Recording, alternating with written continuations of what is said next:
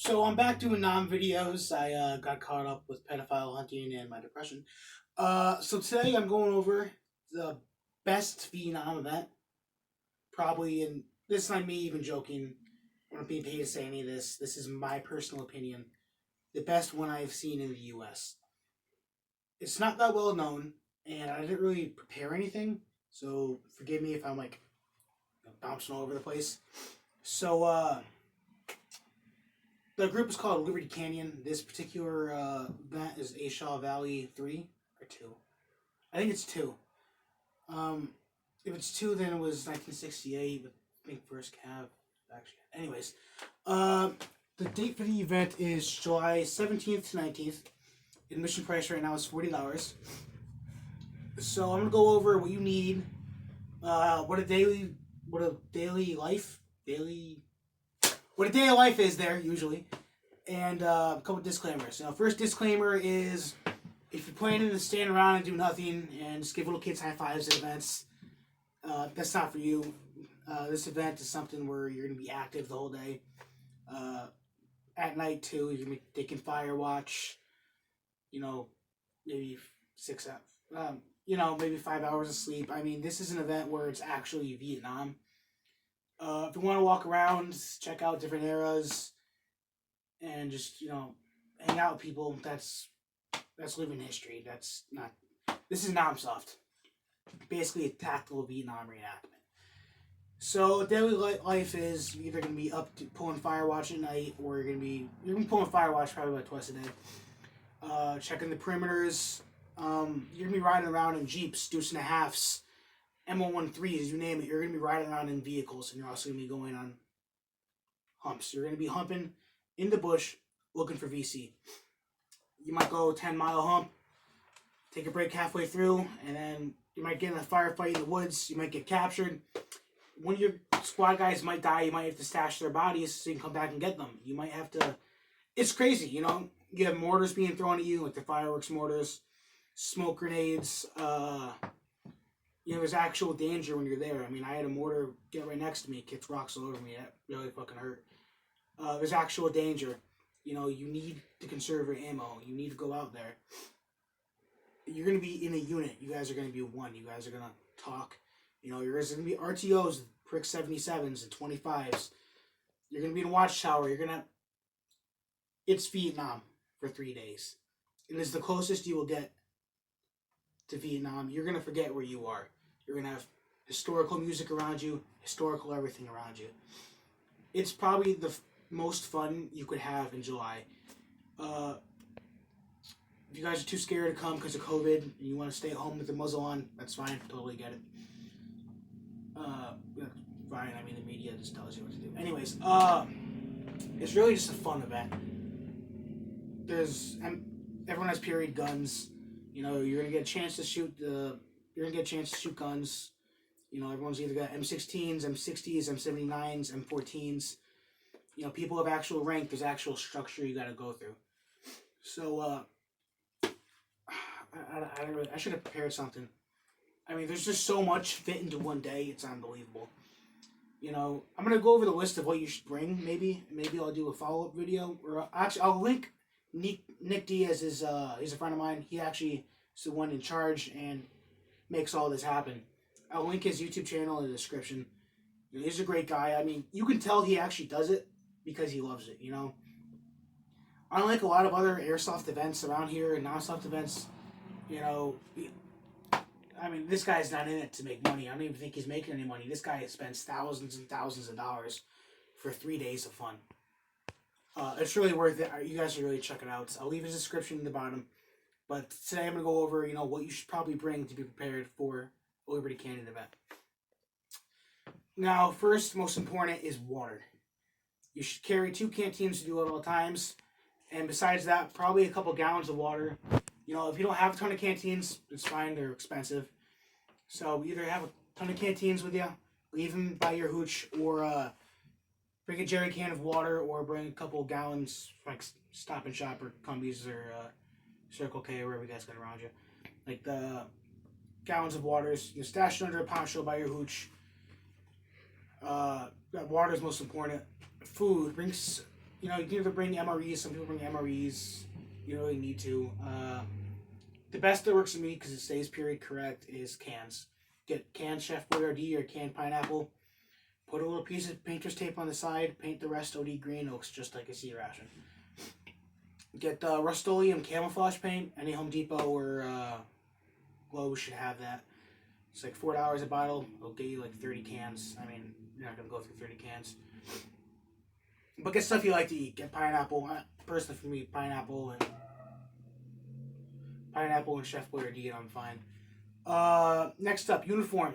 If it's your first event, you don't know if you like it or not, don't go out and buy a whole new original uniform. If you want to keep it cheap, just get Rothko pants, Rothko boots, and even a t-shirt. Don't even worry about the fatigue top. I mean, if you want to get it, get it. But if you're trying to keep yourself cheap and just try it out, you know, I think it's a late war event this time anyways. A lot of those guys ditch the fatigues. Another good thing with these kind of events, you can explore all it has to offer, you know. You don't got to wear your complete uniform, you know. I'm going to rock around my parka. I'll rock around my parka, the website on top, you know, and I'm going to keep my knife taped to my suspender. You hear that, John? That's right, my knife's staying on. Yeah. So, you know, that'll probably set you back maybe $70. If you don't like it, you can sell it. There's always a market for it. Return it, or you can wear them. I mean, I wear jungle boots all the time, and jungle pants, or fatigue pants. Anyways, that's what you need for a basic uniform for Vietnam.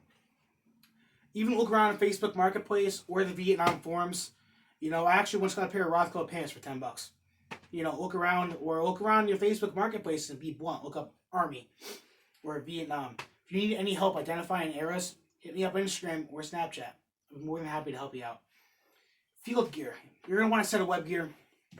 M56, stay with that. If you really want to have an M67, but I really even want it. It confuses some people. If you do look at my channel, look at my playlist, I do have playlist videos of identifying M56 gear for all you newcomers. You know, just look for cotton gear. No nylon. I mean, that's M67 right here. Right there, that's M67. Don't even bother with any of that. You know, this is M56 right here. So, I do have a web series on how to identify. I mean, it's not that hard to tell the difference, but a couple of you new guys, including me when I first started, got super confused on what I needed. You know, so maybe get a pen and write this down. 2 M56 ammo pouches. You know, first pattern, third pattern, second pattern, doesn't matter. Second pattern is usually the cheapest. You know, don't get anything mint either if it's your first time. I mean, if you go super cheap, you can get a web set for like $50 super cheap.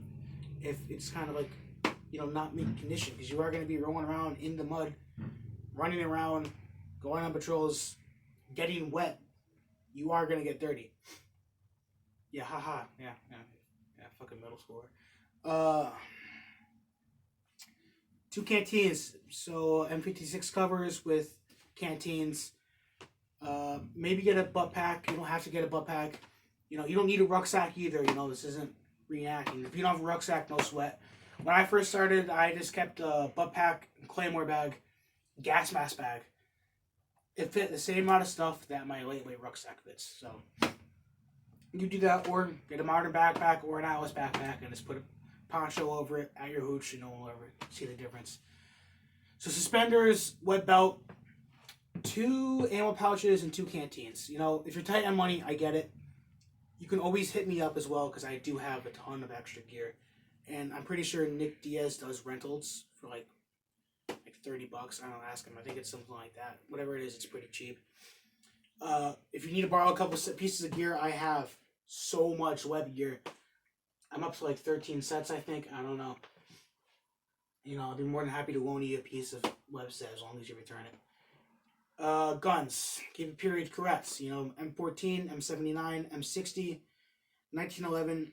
If you're not an officer, you can always carry 1911 in events because it's non-soft and you're actually going to use it. Unlike those guys at like World War II events where you get paratubers, like 2 1911s, one of those brass knuckle. Anyways, it's just, you carry it if you want to carry it, because this is like a full immersion where if you had it, you would have used it. M79s, M60s. I don't recommend getting the A&K M60. I bought that for like $400. I got it on sale. It broke within a day. I got another one that broke within a day. And now my current one is just on display because that one broke too. So M16s, XM177s. You know, stay away from M4s. I mean, you know, if you're gonna spend the money to get an M4, just ask me and you can borrow an M16.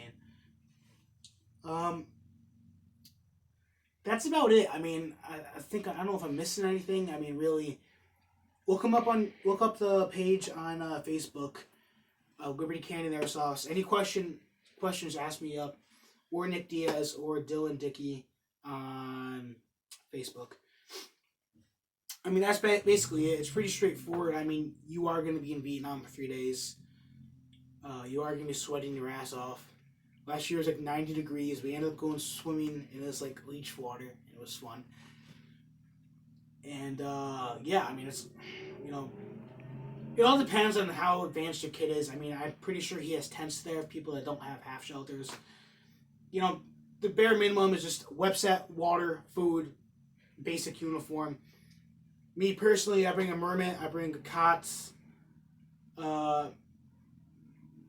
I do bring some mortar crates to set up a little area. Like if I want to set up a little watch area. I bring an e-tool. You know, I bring 2 sets of fatigues. You know, my boots. I bring 6 pairs of socks for the 3 days. You know, you gotta be changing your socks a lot and using foot powder because your feet will get soaked. This is also in Jamaica, Vermont. I think I said the dates. It was July 17th through 19th. Write that down. Check it out on Facebook. I don't think I'm missing anything. I think I got the basics of it. I mean, it's a pretty straightforward event. You're going to have the time of your life. I promise you that. You know, if it's your first time or 5th time, it's always the funnest part of my summer. So, I think that's it. Check out all the requirements on this page. It's pretty straightforward. I think I covered most of them. You know, he might require you to have a helmet, but most guys in patrol wouldn't not even bring their helmets. I mean, bring a helmet if you have one. I know, actually, I actually wear my helmet on patrol. I know Albert didn't wear his helmet on patrol. Yeah, that's basically it. Hit me up if you have any more questions. Thanks for watching. Hopefully this video wasn't too long. And I'll be sure to pump out some more non-videos this week. Thanks.